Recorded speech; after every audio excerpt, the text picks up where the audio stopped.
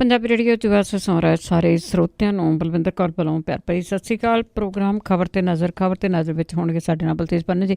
ਦੱਸਣਗੇ ਭਾਰਤ ਵਿੱਚ ਪੰਜਾਬ ਦੇ ਵਿੱਚ ਕੀ ਕੁਛ ਵਾਪਰਿਆ। ਖਬਰਾਂ 'ਤੇ ਨਜ਼ਰ ਮਾਰਾਂਗੇ। ਖਬਰਾਂ ਤੋਂ ਪਹਿਲਾਂ ਧੰਨਵਾਦ ਕਰਨਾ ਚਾਹੁੰਦੇ ਸਾਡੇ ਸਪਾਂਸਰ ਦਾ, ਜਿਨ੍ਹਾਂ ਨੇ ਇਸ ਪ੍ਰੋਗਰਾਮ ਨੂੰ ਸਪਾਂਸਰ ਕੀਤਾ, ਸਭ ਤੱਕ ਪਹੁੰਚਾਇਆ। Khalsa insurance agency San Jose 4082725200। Studio ਦਾ ਫੋਨ ਨੰਬਰ। ਹਰ ਇੱਕ ਤਰ੍ਹਾਂ ਦੀ ਇੰਸ਼ੋਰੈਂਸ ਕਰਦੇ ਨੇ। Gurdeep Singh Virdi, Clovis, Satnam Singh, Shergill, Salma, Sukhwinder Singh, Jasvir Kaur, Fremont, Sarabjit Singh Chokar, Turlock, Lali Sidhu, Avtar Singh, Ranjit Kaur Sidhu, Bakersfield, Ranveer Singh Rana, Bakersfield, Jagtar Singh Anandpuri, Fremont, Manjit Singh Sidhu, Fresno, Bahadar Singh Gill, Fowler. ਬਹੁਤ ਬਹੁਤ ਧੰਨਵਾਦ ਕਰਦੇ ਹਾਂ ਪ੍ਰੋਗਰਾਮ ਨੂੰ ਸਪਾਂਸਰ ਕੀਤਾ, ਸਭ ਤੱਕ ਪਹੁੰਚਾਇਆ। ਸਾਡੇ ਨਾਲ ਜੁੜ ਚੁੱਕੇ ਨੇ ਬਲਤੇਜ ਪੰਨੂ ਜੀ। ਸਤਿ ਸ਼੍ਰੀ ਅਕਾਲ, ਸਵਾਗਤ ਹੈ ਜੀ। ਸਤਿ ਸ਼੍ਰੀ ਅਕਾਲ ਜੀ, ਧੰਨਵਾਦ ਜੀ, ਬਹੁਤ ਮਿਹਰਬਾਨੀ ਜੀ। ਜੀ ਚੋਣਾਂ ਦੀ ਗੱਲ ਕਰਦੇ ਹਾਂ, ਪਹਿਲਾਂ ਤੇ ਪੰਜਾਬ ਦੀ ਗੱਲ ਕਰਦੇ ਹਾਂ। ਚੋਣ ਪ੍ਰਚਾਰ ਸਿਖਰਾਂ ਤੇ ਪੰਜਾਬ ਵਿੱਚ। ਬਿਲਕੁਲ ਜੀ, ਵੱਖ-ਵੱਖ ਪਾਰਟੀਆਂ ਦੇ ਨੇਤਾ, ਨੈਸ਼ਨਲ ਜਿਹੜੇ ਨੇਤਾ ਨੇ ਜੀ, ਉਹ ਪੰਜਾਬ ਦੇ ਵਿੱਚ ਆ ਰਹੇ ਨੇ। ਬਹੁਤੇ ਥਾਵਾਂ ਤੋਂ ਵਿਹਲੇ ਜਿਹੜੇ ਜੀ ਉਹ ਹੋ ਗਏ। ਕਹਿ ਲਓ ਕਿ ਰਾਹੁਲ ਗਾਂਧੀ ਹੋਰਾਂ ਦੀ ਫੇਰੀ ਇੱਕ ਵਾਰੀ ਫੇਰ ਜਿਹੜਾ ਜੀ ਉਹ ਪੰਜਾਬ ਦੇ ਵਿੱਚ ਪਈ, ਜਿੱਥੇ ਕਿ ਉਹਨਾਂ ਨੇ ਬਰਗਾੜੀ ਦੇ ਵਿੱਚ ਇੱਕ ਚੋਣ ਸਭਾ ਨੂੰ ਸੰਬੋਧਨ ਕੀਤਾ, ਤੇ ਦੂਸਰਾ ਮੁੱਲਾਂਪੁਰ ਦੇ ਵਿੱਚ ਜਿਹੜਾ ਸੀਗਾ ਉਹਨਾਂ ਨੇ ਚੋਣ ਸਭਾ ਨੂੰ ਸੰਬੋਧਨ ਕੀਤਾ। ਨੇਤਾ ਜਿਹੜੇ ਨੇ ਜੀ ਉਹ ਲੋਕਾਂ ਨੂੰ ਅਟਰੈਕਟ ਕਰਨ ਦੇ ਵਾਸਤੇ ਵੱਖੋ ਵੱਖਰੇ ਤਰੀਕੇ ਵਰਤ ਰਹੇ ਆ। ਰਾਹੁਲ ਗਾਂਧੀ ਹੋਰੀ ਵੀ ਖੁਦ ਟਰੈਕਟਰ ਚਲਾ ਕੇ ਹੈਲੀਪੈਡ ਤੱਕ ਜਿਹੜਾ ਜੀ ਉਹ ਪਹੁੰਚੇ। ਕੈਪਟਨ ਅਮਰਿੰਦਰ ਸਿੰਘ ਹੋਰੀ ਔਖੇ ਹੋ ਕੇ ਸਹੀ ਬਰਗਾੜ ਦੇ ਉੱਤੇ ਬੈਠੇ ਜਿਹੜਾ ਜੀ ਉਹ ਨਜ਼ਰ ਆਏ। ਜਿੱਥੋਂ ਤੱਕ ਦੂਜੀਆਂ ਪਾਰਟੀਆਂ ਦਾ ਸੰਬੰਧ ਹੈ ਜੀ, ਭਾਰਤੀ ਜਨਤਾ ਪਾਰਟੀ ਦੇ ਵੱਲੋਂ ਸਮ੍ਰਿਤੀ ਇਰਾਨੀ ਪੰਜਾਬ ਦੇ ਵਿੱਚ ਇਸ ਵੇਲੇ ਚੋਣ ਪ੍ਰਚਾਰ ਇੱਕ ਦਿਨ ਦਾ ਕਰਕੇ ਗਏ ਆ। ਹਰਿਆਣੇ ਦੇ ਮੁੱਖ ਮੰਤਰੀ ਮਨੋਹਰ ਲਾਲ ਖੱਟਰ ਦੀਆਂ ਕੱਲ੍ਹ ਕੁਝ ਸਭਾਵਾਂ ਕੀਤੀਆਂ ਗਈਆਂ, ਹਾਲਾਂਕਿ ਹਾਸੋਹੀਣੀਆਂ ਜਿਹੀਆਂ ਹੋ ਗਈਆਂ, ਕਿਉਂਕਿ ਫਤਿਹਗੜ੍ਹ ਸਾਹਿਬ ਦੇ ਵਿੱਚ ਚੋਣ ਸਭਾ ਜਿਹੜੀ ਸੀ ਉਹਦੇ 'ਚ 100 ਬੰਦਾ ਵੀ ਇਕੱਠਾ ਨਾ ਹੋਇਆ। ਸਾਰੀਆਂ ਕੁਰਸੀਆਂ ਜਿਹੜੀਆਂ ਸੀ ਉਹ ਖਾਲੀ ਪਈਆਂ ਰਹੀਆਂ, ਪਰ ਖੱਟਰ ਸਾਹਿਬ ਸੰਬੋਧਨ ਕਰਕੇ ਜਿਹੜਾ ਜੀ ਉਹ ਚਲੇ ਗਏ। ਅੱਜ ਜਿਹੜਾ ਬਠਿੰਡੇ ਦੇ ਵਿੱਚ ਸਨੀ ਦਿਓਲ ਨੂੰ ਸੱਦਿਆ ਅਕਾਲੀ ਦਲ ਨੇ, ਔਰ ਇਸ ਤੋਂ ਇਲਾਵਾ ਜਿਹੜਾ ਜੀ ਆਮ ਆਦਮੀ ਪਾਰਟੀ ਦੇ ਵੱਲੋਂ ਮਨੀਸ਼ ਸਿਸੋਦੀਆ ਹੋਰੀ ਵੱਖ-ਵੱਖ ਸੀਟਾਂ ਦੇ ਉੱਤੇ ਜਾ ਕੇ ਜਿਹੜਾ ਜੀ ਉਹ ਚੋਣ ਪ੍ਰਚਾਰ ਕਰ ਰਹੇ ਆ। ਅਰਵਿੰਦ ਕੇਜਰੀਵਾਲ ਹੋਰੀ ਪੰਜਾਬ ਦੇ ਵਿੱਚ ਜਿਹੜਾ ਜੀ ਉਹ ਡੇਰੇ ਲਾਈ ਬੈਠੇ ਆ। ਤੋ ਇਹ ਸਾਰੇ ਜਿਹੜੇ ਲੋਕ ਨੇ ਜੀ, ਇਹਨਾਂ ਨੇ ਸਿਖਰਾਂ ਦੇ ਉੱਤੇ ਲੈ ਗਏ ਆ। ਇੱਥੋਂ ਭਾਰਤ ਦੇ ਮੁਤਾਬਕ ਸਾਡੇ ਅੱਜ ਵੀਰਵਾਰ ਦੀ ਸਵੇਰ ਆ, ਤੇ ਸ਼ੁੱਕਰਵਾਰ ਸ਼ਾਮ 5 ਵਜੇ ਤੱਕ ਇਹ ਚੋਣ ਪ੍ਰਚਾਰ ਹੋਣਾ। ਹੁਣ ਜਿਹੜੇ ਵੱਖ-ਵੱਖ ਸ਼ਹਿਰਾਂ ਦੇ ਵਿੱਚ ਰੋਡ ਸ਼ੋਅ ਇਹ ਸਿਆਸੀ ਪਾਰਟੀਆਂ ਜਿਹੜੀਆਂ ਜੀ ਉਹ ਕੱਢ ਰਹੀਆਂ ਨੇ, ਜਿਹਦੇ ਕਰਕੇ ਸ਼ਹਿਰਾਂ ਦੇ ਵਿੱਚ ਜਾਣਾ ਤੇ ਸ਼ਹਿਰਾਂ ਚੋਂ ਨਿਕਲ ਕੇ ਮੁੜ ਕੇ ਜਿਹੜਾ ਜੀ ਉਹ ਚਲੇ ਜਾਣਾ ਕੋਈ ਖਾਲਾ ਜੀ ਦਾ ਵਾੜਾ ਨਹੀਂ ਰਿਹਾ। ਕਿਤੇ ਨਾ ਕਿਤੇ ਟ੍ਰੈਫਿਕ ਦੇ ਵਿੱਚ ਤੁਹਾਨੂੰ ਜਿਹੜਾ ਜੀ ਉਹ ਜਾਮ ਟੱਕਰ ਹੀ ਜਾਂਦਾ, ਚਾਹੇ 10 ਕਿਲੋਮੀਟਰ ਚੱਲ ਜਾਓ, ਚਾਹੇ 15 ਕਿਲੋਮੀਟਰ ਜਿਹੜਾ ਜੀ ਉਹ ਚਲੇ ਜਾਓ। ਥਾਂ ਦੇ ਉੱਤੇ ਰੋਡ ਸ਼ੋਅ ਜਿਹੜੇ ਆ ਜੀ ਉਹਨਾਂ ਦੀ ਭਰਮਾਰ, ਤੇ ਇਹ ਸਾਰਾ ਕੁਝ ਜਿਹੜਾ ਜੀ ਸ਼ੁੱਕਰਵਾਰ 5 ਵਜੇ ਸਮਾਪਤ ਹੋ ਜਾਊਗਾ ਜੀ। ਬਾਬਾ ਰੌਲਾ ਗੋਲਾ ਹੋਣਾ। ਤੇ ਅੱਗੇ ਆਪਾਂ ਸਿੱਟ ਦੀ ਜੇ ਗੱਲ ਕਰੀਏ ਤਾਂ ਸੁਖਬੀਰ ਬਾਦਲ ਦਾ ਰਿਕਾਰਡ ਤਲਬ ਕੀਤਾ। ਅੱਗੇ ਵੀ ਇੱਕ ਦਿਨ ਗੱਲ ਕੀਤੀ ਵੀ ਅਜਿਹੀ ਸੰਭਾਵਨਾ ਹੈ ਕਿ ਜਿਹੜੀ SIT ਆ ਉਹ ਇਹ ਰਿਕਾਰਡ ਤਲਬ ਕਰ ਸਕਦੀ ਹੈ। ਹੁਣ ਇਹਦੇ ਉੱਤੇ ਸਹੀ ਪੈ ਗਈ ਹੈ ਜੀ ਉਸ ਗੱਲ ਦੇ ਉੱਤੇ। ਜਿਹੜਾ ਚੀਫ ਸੈਕਟਰੀ ਹੈ ਉਹਦੇ ਤੋਂ ਸੁਖਬੀਰ ਸਿੰਘ ਬਾਦਲ ਹੋਰਾਂ ਦੇ ਸਮੇਂ ਜਦੋਂ ਉਹਨਾਂ ਕੋਲੇ ਗ੍ਰਹਿ ਮੰਤਰਾਲਾ ਸੀਗਾ, ਉਹ ਡਿਪਟੀ ਮੁੱਖ ਮੰਤਰੀ ਸਨ, ਸਾਰੇ ਦਾ ਸਾਰਾ ਰਿਕਾਰਡ ਜਿਹੜਾ ਜੀ ਉਹ ਤਲਬ ਕਰ ਲਿਆ ਗਿਆ। ਜਦੋਂ ਇਹ ਬਹਿਬਲ ਕਲਾਂ ਕਾਂਡ ਜਿਹੜਾ ਜੀ ਉਹ ਵਾਪਰਿਆ, ਬਰਗਾੜੀ ਕਾਂਡ ਵਾਪਰਿਆ, ਉਦੋਂ 10 ਦਿਨ ਪਹਿਲਾਂ ਤੇ ਉਸ ਤੋਂ 10 ਦਿਨ ਬਾਅਦ ਸਾਰੀਆਂ ਸਮੁੱਚੀਆਂ ਫੇਰੀਆਂ ਦਾ ਰਿਕਾਰਡ ਜਿਹੜਾ ਜੀ ਉਹ ਤਲਬ ਕੀਤਾ SIT ਨੇ, ਜਿਹੜੀ ਕਿ ਬੇਅਦਬੀ ਘਟਨਾਵਾਂ ਦੀ ਜਾਂਚ ਕਰ ਰਹੀ ਹੈ। ਜਿਹੜੀਆਂ ਖੁਫੀਆ ਵਿਭਾਗ ਨੇ, ਖਾਸ ਤੌਰ ਦੇ ਉੱਤੇ ਜਿਹੜੀ ਵਿਜੀਲੈਂਸ ਹੈ, ਉਹਦੇ ਤੋਂ ਵੀ ਸਾਰੇ ਦਾ ਸਾਰਾ ਰਿਕਾਰਡ ਜਿਹੜਾ ਉਹ ਮੰਗਿਆ ਗਿਆ। ਅਕਤੂਬਰ 2015 ਦੇ ਜਿਹੜੇ ਦੌਰੇ ਸੀ ਉਹਦੀ ਵੀ ਵਿਸਥਾਰਤ ਰਿਪੋਰਟ ਜਿਹੜੀ ਆ ਉਹ SIT ਨੇ ਤਲਬ ਕਰ ਲਈ ਹੈ। ਜਦੋਂ SIT ਦੇ ਮੂਹਰੇ ਸੁਖਬੀਰ ਸਿੰਘ ਬਾਦਲ ਹੋਰੀ ਪੇਸ਼ ਹੋਏ ਸਨ ਤਾਂ ਉਦੋਂ ਉਹਨਾਂ ਨੇ ਜਿਹੜੀ ਇਹ ਗੱਲ ਆਖੀ ਸੀ ਕਿ ਜਦੋਂ ਇਹ ਕਾਂਡ ਵਾਪਰੇ ਉਹ ਤਾਂ ਪੰਜਾਬ ਦੇ ਵਿੱਚ ਹੈ ਹੀ ਨਹੀਂ ਸੀ, ਪਰ ਉਹ ਉਸ ਵੇਲੇ ਕਿੱਥੇ ਸਨ, ਇਹ ਇੱਕ ਸਵਾਲ ਹੈ ਜੀ। ਹੁਣ ਜਿਹੜੀ SIT ਆ ਉਹ ਇਹ ਸਾਰੀਆਂ ਕਾਰਾਂ ਦਾ ਰਿਕਾਰਡ ਤੇ ਜਿਹੜਾ ਬਾਕੀ ਉਹਨਾਂ ਦੇ ਦੌਰਿਆਂ ਦਾ ਰਿਕਾਰਡ ਹੈ ਉਹ ਮਾਪਣਾ ਚਾਹੁੰਦੀ ਆ ਕਿ ਉਹ ਕਿਸ ਜਗ੍ਹਾ ਸਨ, ਉਹ ਕਿਹੜੀਆਂ ਮੀਟਿੰਗਾਂ ਜਿਹੜੀਆਂ ਉਸ ਵੇਲੇ ਕਰ ਰਹੇ ਸਨ। ਕਿਉਂਕਿ 200 ਦੇ ਕਰੀਬ ਜਿਹੜੀਆਂ ਗਵਾਹੀਆਂ SIT ਦੇ ਕੋਲੇ ਨੇ, ਉਹਨਾਂ ਗਵਾਹੀਆਂ ਦੇ ਉੱਤੇ ਆਧਾਰਿਤ ਜਿਹੜੀ SIT ਅੱਗੇ ਜਿਹੜਾ ਉਹ ਵਧਣਾ ਚਾਹੁੰਦੀ ਆ, ਜਿਨ੍ਹਾਂ ਦੇ ਵਿੱਚ ਇਹ ਤਕਰੀਬਨ ਜਿਹੜਾ ਜੀ SIT ਦੇ ਕੋਲੇ ਅਨਫ ਸਬੂਤ ਹੈਗੇ ਆ ਕਿ ਮੁੰਬਈ ਦੇ ਵਿੱਚ ਸਰਸੇ ਵਾਲੇ ਦੇ ਨਾਲ ਸੁਖਬੀਰ ਸਿੰਘ ਬਾਦਲ ਦੀ ਮੀਟਿੰਗ ਹੋਈ ਸੀ, ਜਿਹੜੀ ਕਿ ਫਿਲਮ ਅਦਾਕਾਰ ਅਕਸ਼ੇ ਕੁਮਾਰ ਨੇ ਕਰਵਾਈ ਸੀ। ਇਸੇ ਹੀ ਮੀਟਿੰਗ ਦੇ ਵਿੱਚ ਮੈਸੇਂਜਰ ਆਫ ਗੋਡ 2 ਨਾਮ ਦੀ ਫਿਲਮ ਜਿਹੜੀ ਆ ਉਹਨੂੰ ਪੰਜਾਬ ਦੇ ਵਿੱਚ ਰਿਲੀਜ਼ ਕਰਨ ਦੇ ਵਾਸਤੇ ਸੌਦਾ ਸਿਰੇ ਚੜਿਆ ਸੀ। ਉਸੇ ਹੀ ਸੌਦੇ ਦੇ ਤਹਿਤ ਸੌਦੇ ਵਾਲੇ ਨੂੰ ਅਕਾਲ ਤਖਤ ਤੋਂ ਮੁਆਫੀ ਜਿਹੜੀ ਬਿਨਾਂ ਮੰਗੇ ਤੋਂ ਦਵਾਈ ਗਈ ਸੀ। ਇਹ ਸਾਰੀਆਂ ਜਿਹੜੀਆਂ ਘਟਨਾਵਾਂ ਹੋਈਆਂ, ਇਹਦੇ ਵਿੱਚੋਂ ਹੀ ਬਾਅਦ ਦੇ ਵਿੱਚ ਗੁਰੂ ਗ੍ਰੰਥ ਸਾਹਿਬ ਦੀ ਬੇਅਦਬੀ ਦੀਆਂ ਘਟਨਾਵਾਂ ਜਿਹੜੀਆਂ ਜੀ ਉਹ ਨਿਕਲਦੀਆਂ ਨੇ।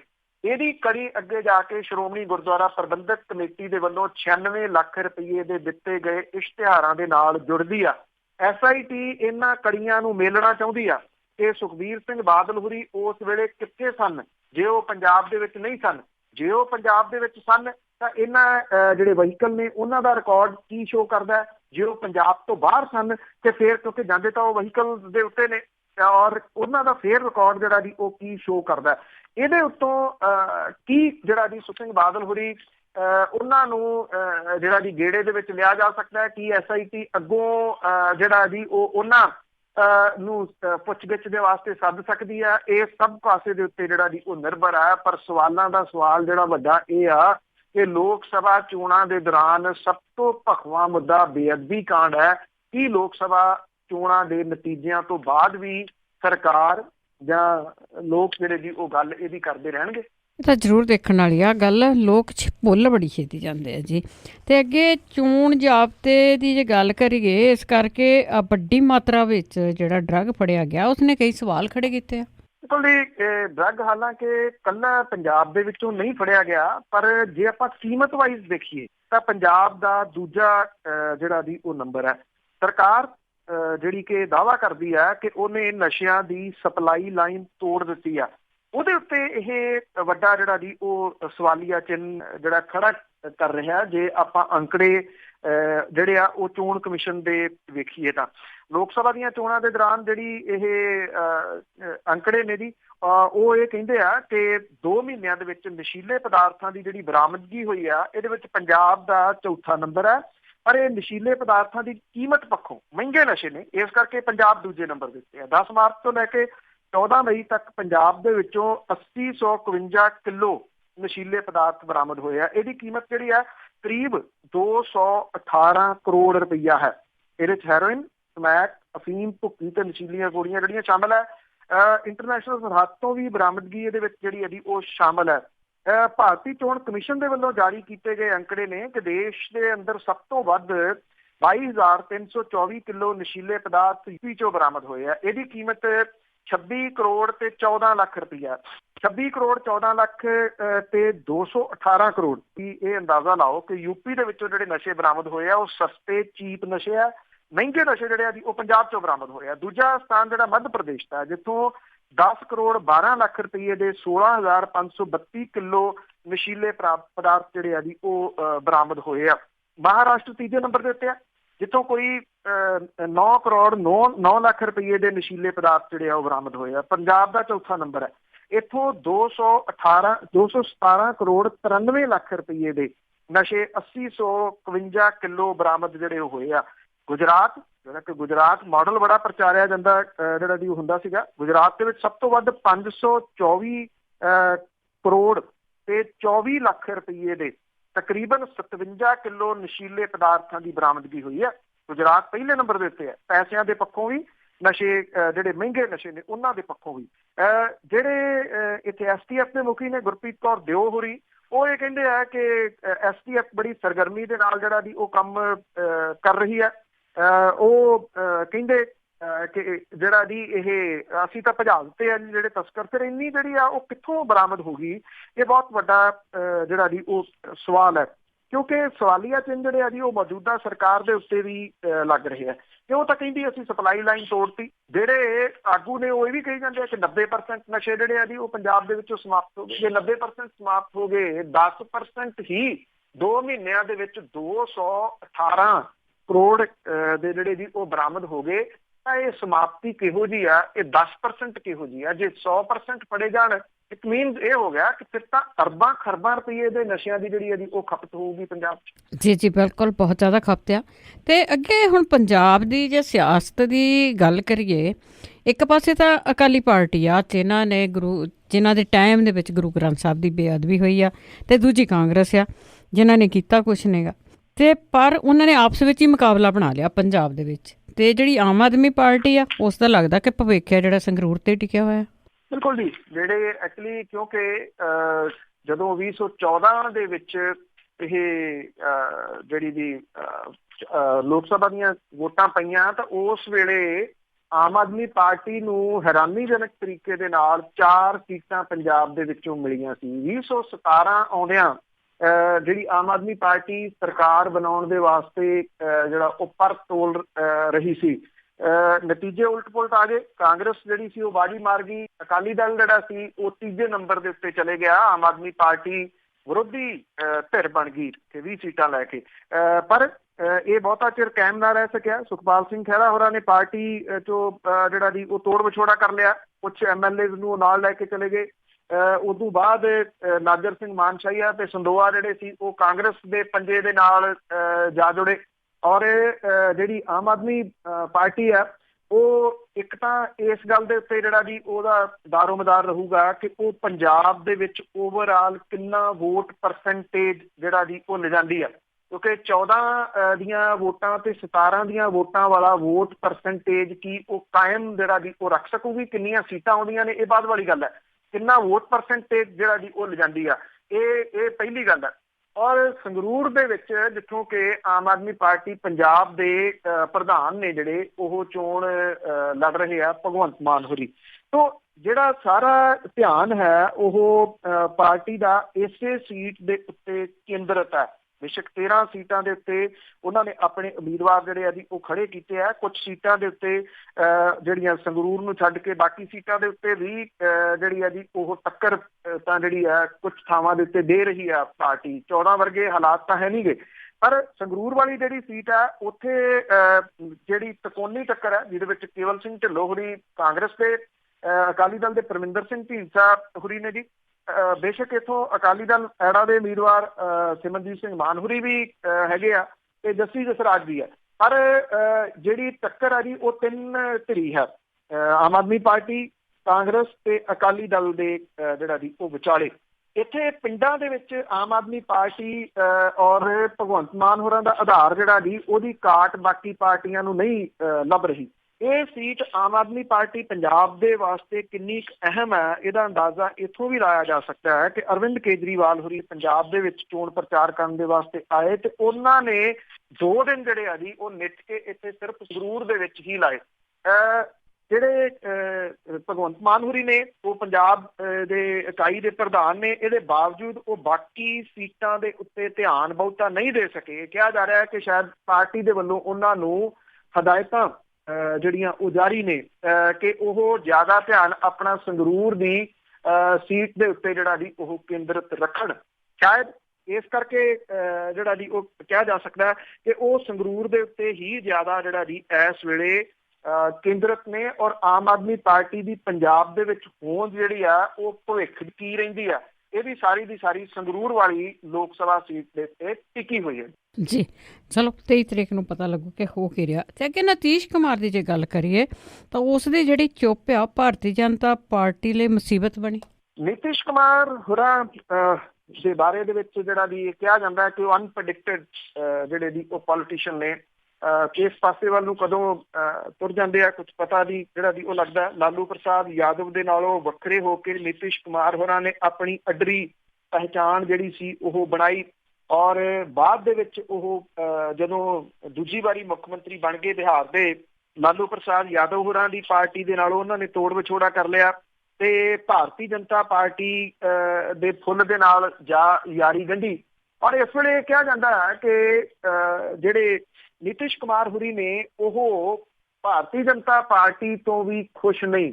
ਔਰ ਬਿਹਾਰ ਦੇ ਸਿਆਸੀ ਗਲਿਆਰਿਆਂ ਦੇ ਵਿੱਚ ਇਹ ਗੱਲ ਜਿਹੜੀ ਜੀ ਵੱਡੇ ਪੱਧਰ ਦੇ ਉੱਤੇ ਜਿਹੜੀ ਉਹ ਤੁਰ ਪਈ ਆ ਕਿ ਨਿਤੀਸ਼ ਕੁਮਾਰ ਹੋਰੀ ਚੋਣਾਂ ਤੋਂ ਬਾਅਦ ਪਾਲਾ ਬਦਲਣ ਦੀ ਤਿਆਰੀ ਦੇ ਵਿੱਚ ਨੇ। ਜਨਤਾ ਦਲ ਯੂਨਾਈਟਿਡ ਦੇ ਆਗੂਆਂ ਦੇ ਜਿਹੜੇ ਬਦਲੇ ਹੋਏ ਸੁਰ ਨੇ ਉਹ ਇਹ ਕਹਿ ਰਹੇ ਆ ਕਿ ਨਿਤਿਸ਼ ਕੁਮਾਰ ਹੋਰੀ ਪਲਟੀ ਮਾਰਨਗੇ।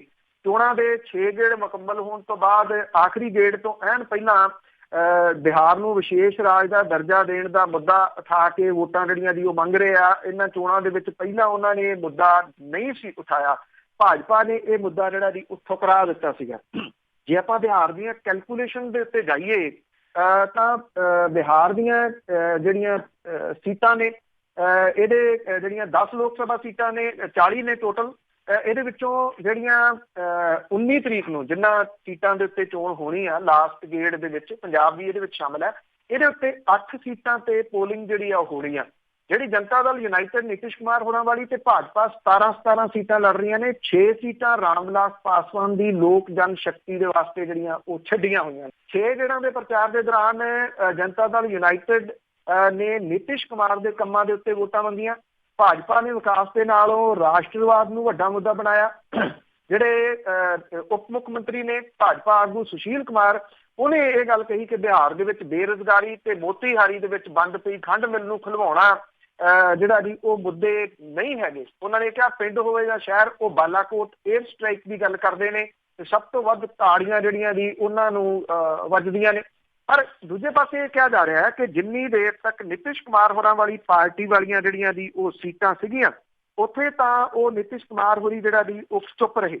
ਉਹਨਾਂ ਦੀ ਇਹ ਗੰਭੀਰ ਚੁੱਪ ਜਿਹੜੀ ਸੀ ਉਸ ਟਾਈਮ ਵੀ ਚਰਚਾ ਦੇ ਵਿੱਚ ਆਈ ਜਦੋਂ ਪ੍ਰਧਾਨ ਮੰਤਰੀ ਦੀਆਂ ਫੇਰੀਆਂ ਦੇ ਦੌਰਾਨ ਪ੍ਰਧਾਨ ਮੰਤਰੀ ਹੋਰਾਂ ਨੇ ਭਾਰਤ ਮਾਤਾ ਕੀ ਜੈ ਤੇ ਵੰਦੇ ਮਾਤਰਮ ਦੇ ਨਾਅਰੇ ਲਵਾਏ ਤੇ ਨਿਤਿਸ਼ ਕੁਮਾਰ ਹੋਰੀ ਚੁੱਪਚਾਪ ਸਟੇਜ ਦੇ ਉੱਤੇ ਬੈਠੇ ਵੇਖਦੇ ਰਹੇ ਸਭ ਕਾਸੇ ਨੂੰ। ਹੁਣ ਜਿਹੜੀਆਂ ਸੀਟਾਂ ਦੇ ਉੱਤੇ ਭਾਰਤੀ ਜਨਤਾ ਪਾਰਟੀ ਜਿਹੜੀ ਫਸੀ ਹੋਈ ਆ ਉੱਥੇ ਨਿਤਿਸ਼ ਕੁਮਾਰ ਹੋਰੀ ਬਿਹਾਰ ਨੂੰ ਵਿਸ਼ੇਸ਼ ਦਰਜੇ ਦੀ ਮੰਗ ਕਰ ਰਹੇ ਆ।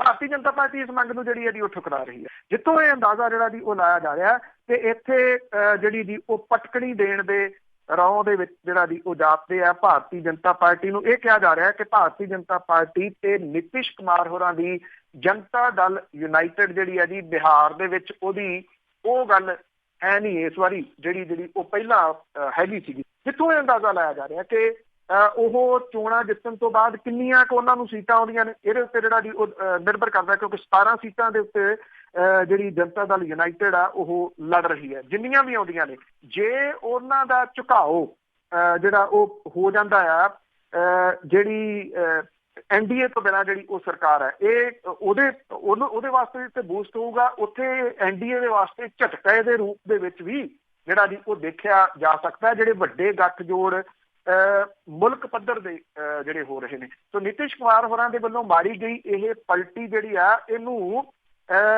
ਜਿਹੜੀ ਲਾਲੂ ਪ੍ਰਸਾਦ ਯਾਦਵ ਹੋਰਾਂ ਦੀ ਪਾਰਟੀ ਆ ਉਹ ਕਿਵੇਂ ਲੈਂਦੀ ਆ, ਇਹ ਬਹੁਤ ਅਹਿਮ ਜਿਹੜਾ ਦੀ ਉਹ ਰਹੂਗਾ।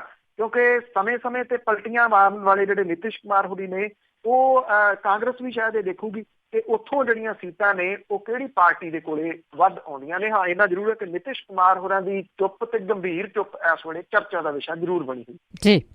ਪਲਟੀਆਂ ਤਾਂ ਸਾਰੇ ਮਾਰਦੇ ਆ, ਅੱਜ ਕੱਲ੍ਹ ਵੀ ਤਾਂ ਬਾਅਦ 'ਚ ਵੀ ਮਾਰਨਗੇ। ਤੇ ਅੱਗੇ ਕਮਲ ਹਸਨ ਦੀ ਜੇ ਗੱਲ ਕਰੀਏ ਤਾਂ ਉਹਨਾਂ ਨੇ ਕਿਹੜਾ ਬਿਆਨ ਇੰਨਾ ਵਿਵਾਦਤ ਦੇ ਦਿੱਤਾ ਚਰਚਾ 'ਚ ਨੇ?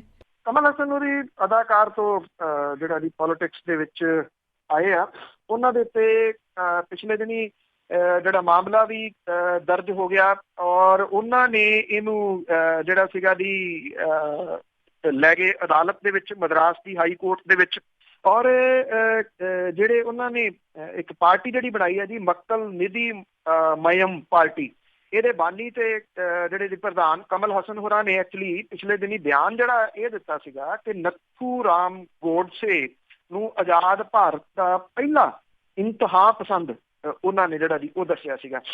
ਭਾਰਤੀ ਜਨਤਾ ਪਾਰਟੀ ਇਹ ਤੋਂ ਜਿਹੜੀ ਦੀ ਉਹ ਬਹੁਤ ਖਿਜੀ ਔਰ ਉਹਨਾਂ ਦੇ ਉੱਤੇ ਮਾਮਲਾ ਵੀ ਜਿਹੜਾ ਦੀ ਉਹ ਦਰਜ ਹੋ ਗਿਆ। ਮਦਰਾਸ ਹਾਈ ਕੋਰਟ ਨੇ ਇਹ ਜਿਹੜੀ FIR ਹੈ ਇਹ ਕੁਐਸ਼ ਕਰਨ ਦੇ ਵਾਸਤੇ ਜਿਹੜੀ ਪਟੀਸ਼ਨ ਲਾਈ ਸੀ ਉਹ ਖਾਰਜ ਕਰ ਦਿੱਤੀ ਹੈ।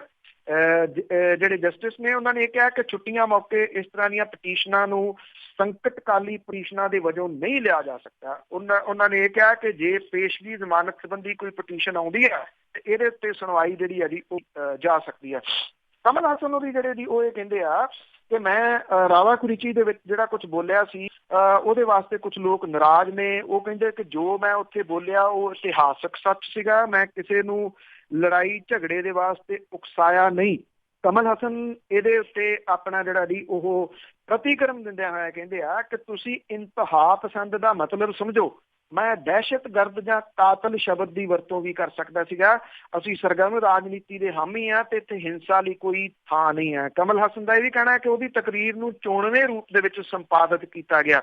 ਉਹਨੇ ਇਹ ਵੀ ਕਿਹਾ ਕਿ ਮੇਰੇ ਮੀਡੀਆ ਦੋਸਤਾਂ ਤੇ ਵੀ ਜਿਹੜੇ ਜੀ ਇਹ ਦੋਸ਼ ਆਇਦ ਹੁੰਦੇ ਆ। ਉਹਨਾਂ ਨੇ ਕਿਹਾ ਕਿ ਭਾਰਤੀ ਜਨਤਾ ਪਾਰਟੀ ਨੇ ਜਾਣ ਬੁੱਝ ਕੇ ਕਮਲ ਹਸਨ ਨੂੰ ਨਿਸ਼ਾਨਾ ਜਿਹੜਾ ਜੀ ਉਹ ਬਣਾਉਣ ਦੀ ਕੋਸ਼ਿਸ਼ ਕੀਤੀ ਹੈ। ਵੈਸੇ ਉਹਨਾਂ ਦਾ ਇਹ ਬਿਆਨ ਜਿਹੜਾ ਜੀ ਬੇਹੱਦ ਚਰਚਾ ਦੇ ਵਿੱਚ ਜ਼ਰੂਰ ਜਿਹੜਾ ਜੀ ਉਹ ਚੱਲ ਰਿਹਾ, ਕਾਫੀ ਚਰਚਾ ਹੋ ਰਹੀ ਜੀ ਉਸਦੀ।